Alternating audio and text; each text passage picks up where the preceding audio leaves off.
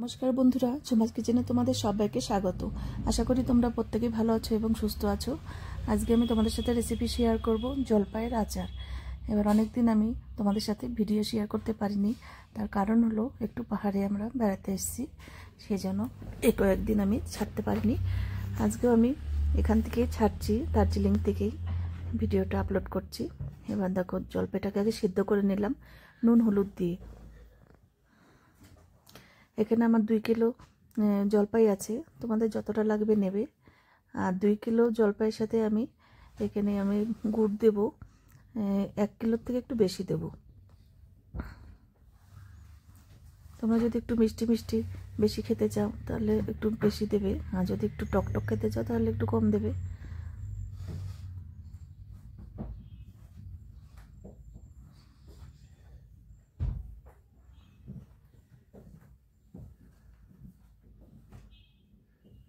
জলপাইগুলো কিন্তু সেদ্ধ হয়ে গেছে, ফেটে গেছে, সেদ্ধ হয়ে গেছে। এবার নামিয়ে নেব।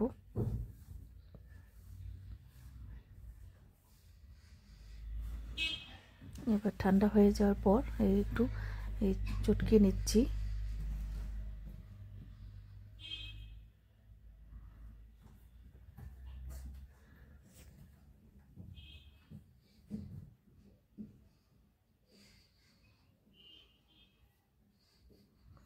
এবার সবগুলো আমার এভাবে করে নেওয়া হয়ে গেছে। এবার দেখো, এখানে কিছু মশলা আছে, পাঁচফোড়ন আছে, এলাচ, দারচিনি, এলাচ না, দারচিনি একটা, লবঙ্গ, তোমার এখানে গোলমরিচ, 1/2 চামচ সর্ষে, তারপরে এটা হলো ধনে, মেথি, মৌরি, আর এখানে কয়েকটা শুকনো লঙ্কা। এবার এটা ড্রাই রোস্ট করে নেব। তার আগে 3টে তেজপাতা দিয়ে দিলাম। এবার মশলাগুলো একটু ড্রাই রোস্ট করতে হবে। মশলাটা একটু বেশি দিয়েছি যেহেতু জলপাইটাও একটু বেশি আছে। এবার মশলাটা নামিয়ে নিয়েছি। এবার তেল দিয়ে দিলাম কিছুটা কড়াইয়ে, সর্ষের তেল। আচার কিন্তু সবসময় সর্ষের তেলেই ভালো লাগে।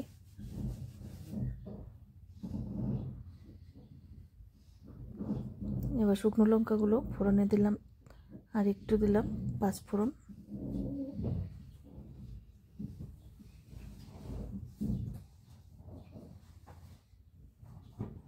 এবার জলপাইগুলো দিয়ে দেব।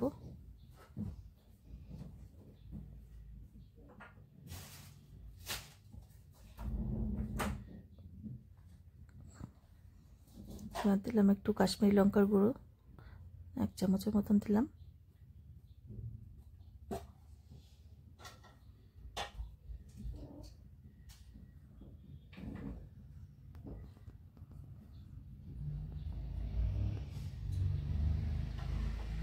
এবার বিট নুন দিয়ে দিলাম 1 চামচ।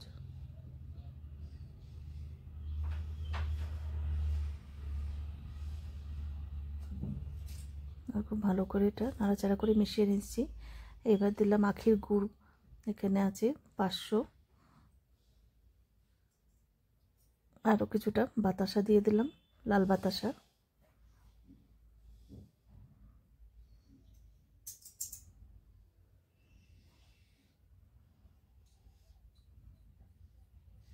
আমাদের যদি এই জলপাইয়ের আচারের রেসিপি ভালো লাগে অবশ্যই একবার হলো ট্রাই করো। এইভাবে ভীষণ সুন্দর হয়েছিল খেতে। আর দেখো, আরও মিষ্টি দিলাম, এটা পাটালি গুড় ছিল ঘরে, সেটা দিয়ে দিলাম।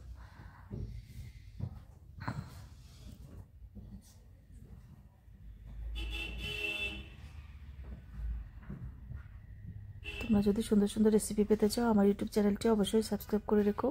আর যদি ফেসবুক থেকে দেখো, পেজটিকে ফলো করো, তাহলে আমি যখনই যা নিত্য নতুন ভিডিও আপলোড করব নোটিফিকেশন তোমাদের কাছে সঙ্গে সঙ্গে পৌঁছে যাবে।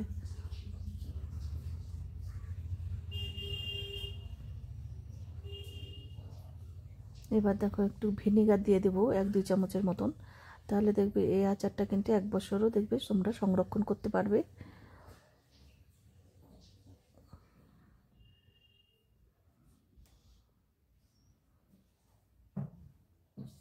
দেখো, অনেকটাই কিন্তু হয়ে এসছে জলপাইয়ের আচার।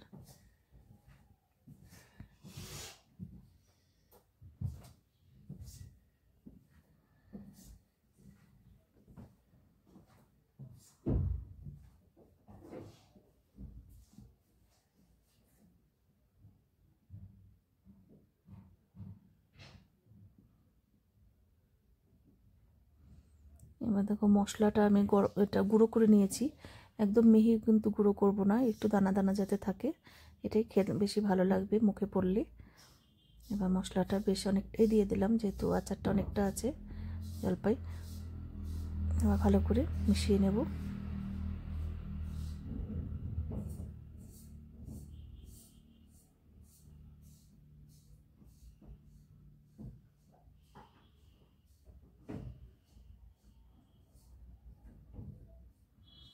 আচার কিন্তু হয়ে গেছে, এবার নামিয়ে নেব।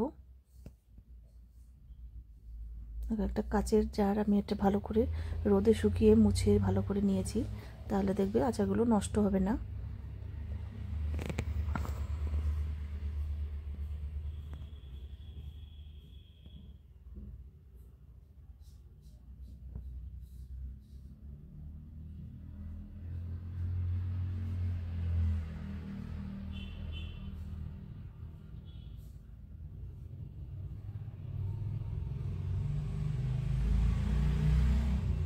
আজকে তাহলে আমি এখানেই রাখছি। টাটা বন্ধুরা।